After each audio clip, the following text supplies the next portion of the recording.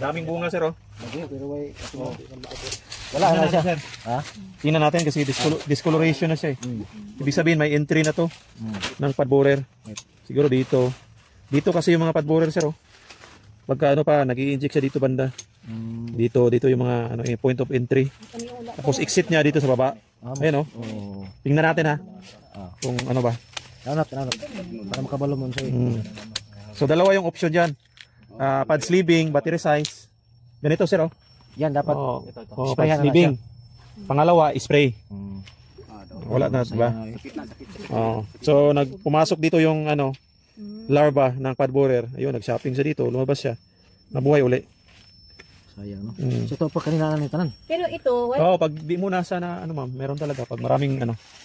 Di na matabang siya spray karon. Ang matabang sir, yung ito pa. Yung maliliit pero yan. Mayroon na siyang point ma'am eh.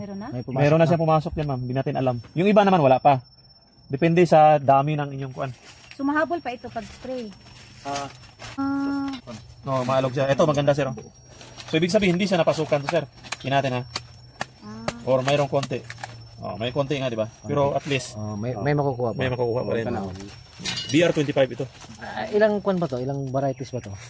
Yung F tsaka BR ano yung nakikita ko sir. Pero pwede na sila sa kuan. Ang tawag doon? Pwede na sila. Duha ka klase ng variety. Pwede to. Okay to sa cross pollination. Tapos ito sir, ibig sabihin dalawa lang kinuha ko. Yan ito yung ano mo. So 50-50, no? O 40. 40-60, 40 yung good, 60 yung bad. At least na good. So ibig sabihin, kailangan pa rin ng pad sleeving or spray. Spray. Ha? Sige din cut lang.